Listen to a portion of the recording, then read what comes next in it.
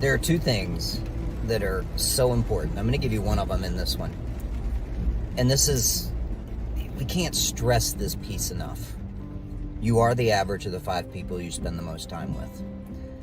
I know that for a lot of people, you've heard that before, and it's something that too many people don't take seriously. You let people in your life and you let people have an influence that are not in the direction that you want to go, or that don't necessarily understand where you want to go. And keep in mind, if you've known people for a long time, if you start changing and growing and doing things differently and they don't understand it, or they're not going in the same directions, the easiest reaction is for them to try to keep you where you are.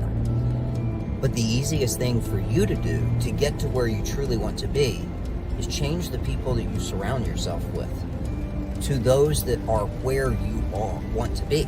Not where you are, but where you want to be. And this is for everything, whether it is in your business and your relationships and your health and your fitness and your mental outlook and things like that. All of those things are so important to your success. Find the 5 people that will help you, that will have different strengths that are already where you want to be, that you can feed off of, learn from, and be in their proximity. In a lot of cases, it's a coach that you're going to have to pay to be in their proximity. And listen, guys, if you keep looking for free stuff, you're going to have that value. So find the people that you want to be in proximity with. And if it takes you $100, $500, $1,000 to go and do that, it's worth it, because it will change your life.